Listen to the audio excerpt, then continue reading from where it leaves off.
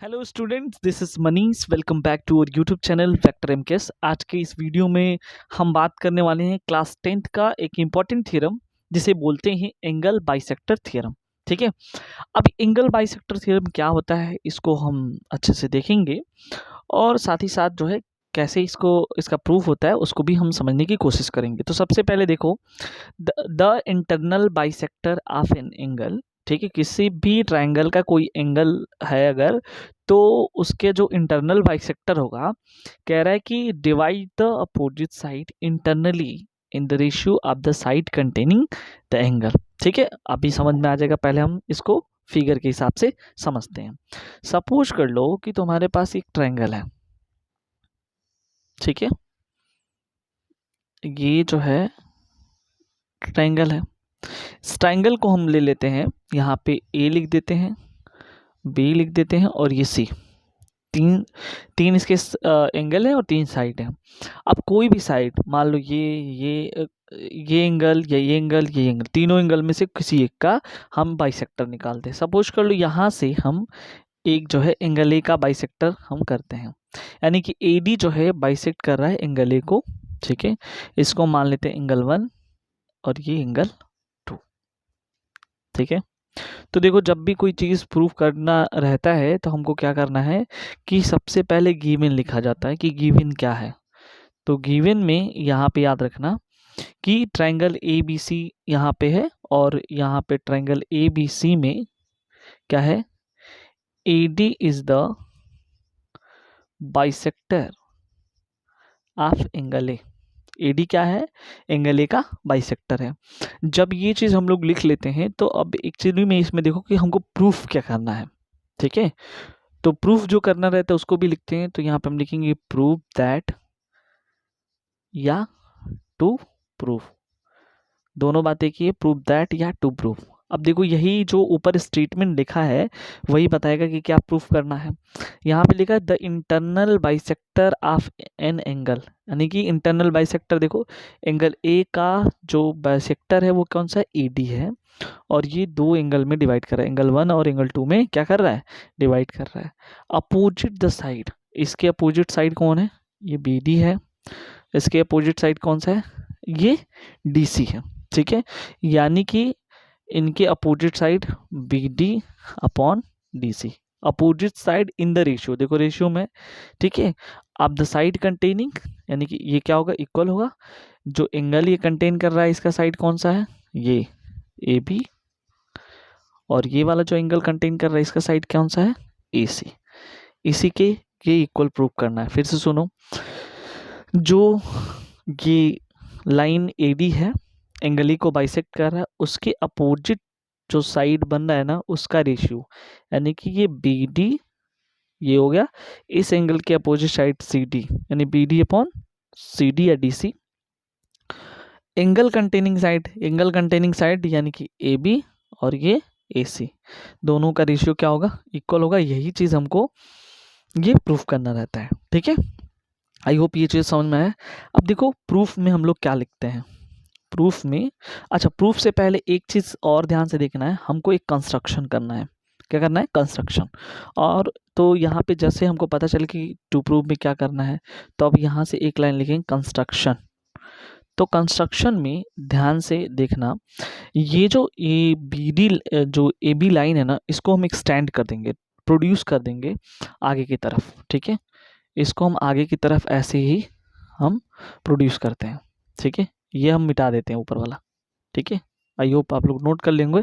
तो इसको अगर हम ऐसे इंक्रीज कराएं तो यहाँ तक ये पहुँचा है। अब इसको भी, यानी कि एडी के पैरेलल ही हम बनाएंगे इसको हम एडी के पैरेलल ही बनाएंगे। तो जिस पॉइंट पे ये जाके मिल रहा है ना, इसको हम मान लेते हैं ई। इस वाले पॉइंट को हम क्या मान लेंगे, ई मान लेंगे। अब मेरे पास ये एंगल 1 हो गया, ये 2 हो गया, तो ये वाला एंगल हम 3 मान लेंगे और ये वाला जो एंगल है हम 4 मान लेंगे। ठीक है, तो कंस्ट्रक्शन में हम क्या लिखेंगे कि B D produced, B D को क्या किए, प्रोड्यूस किए, कहाँ तक, ई तक, एट ई तक, and then meet the C to E. C से ई के लिए हम मिला देंगे, या ये हम कह सकते हैं कि हम जो है ऐसा बनाए कि AD जो पैरेलल है क्या है, AD जो है पैरेलल है किसके, सी के। ठीक है, यानी कि एक हम ऐसा लाइन कंस्ट्रक्ट करें कि जो AD है वो पैरेलल होगा सी के। आई होप यहाँ चीज समझ में आया। अब देखो प्रूफ में क्या करना है वो चीजें यहाँ ध्यान से देखना है। तो प्रूफ में हम आते हैं, ठीक है। तो प्रूफ में जैसे ही आते हैं तो हमको पता चला ये अभी जस्ट कि यहाँ पे हम लोगों ने लिया AD जो है पैरेलल है किसके, सी के। तो देखो यहाँ पे वही चीज हम लिखेंगे, हियर AD पैरेलल टू सी।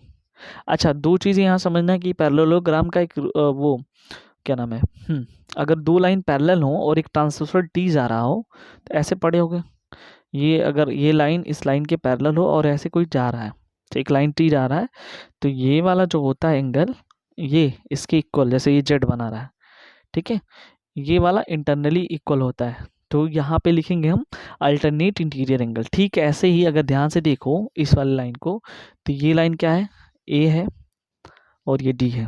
ये जो डॉटेड वाली लाइन है देखो ध्यान से ऐसे है, ये सी है और ये ई है। एक लाइन ऐसे करके आ रही है देखो, तो ये हुआ तुम्हारा 2 और ये हुआ 3। देखो जेड बना रही कि नहीं बना रही है, ठीक है। तो ऐसे केसेस में क्या होगा कि ये जो 2 है वो 3 के बराबर हो जाएगा, जो एंगल 2 है वो 3 के क्या होगा, इक्वल हो गया। तो यहाँ पे सीधे सीधे लिख दोगे एंगल 2 जो है एंगल 3 के क्या है, इक्वल है। एंगल 2 अगर 3 के इक्वल है तो इसको हम लिख सकते हैं किस वजह से, अल्टरनेट इंटीरियर एंगल के वजह से, अल्टरनेट इंटीरियर एंगल की वजह से। ये चीज़ समझे कि नहीं समझे, ठीक है। और दूसरी बात एक चीज़ ध्यान से देखो, एक ये ट्रांसवर्सल हो गया, ठीक है। अब हम इसको इरेज कर देते हैं। ट्रांसवर्सल ऐसे भी हो सकता है, मान लो अगर एक ऐसे ट्रांसवर्सल जा रहा है, ठीक है, तो ये वाला जो एंगल होता है ना इसके करस्पॉन्डिंग एंगल कहलाता है, ठीक है। यानी कि यहाँ का जो एंगल होगा इसके करस्पॉन्डिंग एंगल कराएगा। तो अगर यहाँ देखो तो ये 1 है और यहाँ पे क्या है 4 है, ठीक है। तो हम यहाँ पे लिख सकते हैं कि एंगल 1 जो है क्या है, एंगल 4 के इक्वल है, क्योंकि करस्पॉन्डिंग एंगल से, करस्पॉन्डिंग एंगल से। यहाँ तक आई होप ये चीज़ें आपको समझ में आ गई। अब देखो यहाँ पे जब इतना हमको समझ में आया कि ये चीज़ें क्यों इक्वल हो रही हैं, तो थोड़ा सा एक चीज़ और ध्यान से देखना, ऑलरेडी जो है एंगल 1 एंगल 2 के इक्वल है, ठीक है। यहाँ पे एंगल 1 जो है एंगल 2 के क्या है, इक्वल है। क्यों इक्वल है, बिकॉज एंगल बाइसेक्टर, यानी कि AD क्या कर रहा है, इसको बाइसेक्ट कर रहा है। तो यहाँ पे लिख सकते हो AD is the bisector of angle A, ठीक है। AD क्या है, एंगल A का क्या है, बाइसेक्टर है, ठीक है। ये समझे कि नहीं, ये वाला 2 पॉइंट तब हुआ है। देखो AD पैरेलल है C के, AD पैरेलल है C के, तो जैसे ही हम लोग पैरेलल का रूल हम पढ़ें कि ट्रांसवर्सल अगर जाता हो दो पैरेलल लाइन में तो अल्टरनेट और करस्पॉन्डिंग एंगल क्या होते हैं, ठीक है। तो यहाँ पे आप देखेंगे कि एंगल 2 जो है ये वाला एंगल 3 की इक्वल है बिकॉज अल्टरनेट इंटीरियर से, और ये एंगल 1 4 की इक्वल है बिकॉज करस्पॉन्डिंग एंगल से, ठीक है। और ये हमने देखा कि एंगल 1 जो है एंगल 2 के इक्वल है क्योंकि AD जो है क्या कर रहा है, इसको इक्वली जो है बाइसेक्ट कर रहा है। तो देखो अब तुमको पता चला कि यहाँ पे देखो एंगल 1 जो है 4 के इक्वल है, एंगल 2 जो है किसके 3 के इक्वल है। अब तुम बताओ एंगल 1 4 के इक्वल है, एंगल 2 किसके 3 के इक्वल है। तो जब ये दोनों आपस में ये दोनों इक्वल हो जाएंगे तो ये RHS भी इक्वल हो जाएगा, यानी सीधे सीधे कह सकते हैं एंगल 3 जो है एंगल 4 के इक्वल होगा, ठीक है। इस वाले दोनों को देख करके, दोनों एंगल को देखो, इसको और ये 3 को, ऑलरेडी एंगल 1 एंगल 2 के बराबर है और ये दोनों इसके बराबर है, तो ये इसके इक्वल हो जाएगा, यानी कि एंगल 3 जो एंगल 4 के बराबर है। अब देखो यहाँ पे ये जो ट्राइंगल दिख रहा है ना तुमको, कौन सा ट्राइंगल, AEC, ये वाला मैं जो डॉट से बना रहा हूँ इसको ध्यान से देखना, ये वाला ट्राइंगल जो डॉटेड वाला है, तो ये जो डॉटेड वाला ट्राइंगल दिख रहा है इसमें ये एंगल 3 एंगल 4 के बराबर हो गया। ऐसा कोई ट्रायंगल बताओ जिसमें दो साइड अगर बराबर हो जाते हैं, इक्वल हो जाते हैं, तो उसे क्या बोलते हैं, उसे बोलते हैं आइसोसेलेस ट्रायंगल।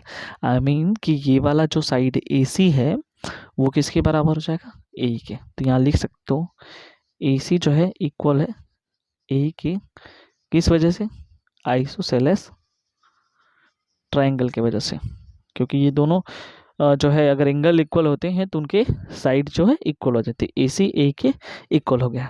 अब यहाँ तक बात क्लियर हुआ।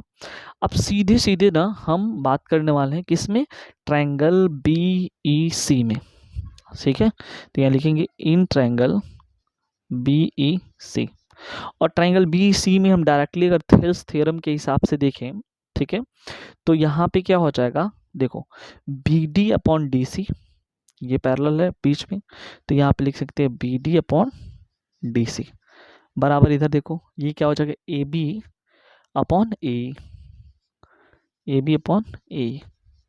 थोड़ा सा तुम ऊपर जाओ यहाँ पे तो एक चीज़ देखोगे, ये जो मैं इसको इक्वेशन फर्स्ट मान देता हूँ, तो यहाँ पे देख सकते हो कि जो AE है वो किसके बराबर है, AC के। A किसके बराबर है, AC के। तो हम यहाँ पे लिख सकते हैं ना डायरेक्टली A की जगह पे AC, तो ये हो जाएगा BD upon DC equal to AB upon A की जगह क्या लिख सकते हैं, AC।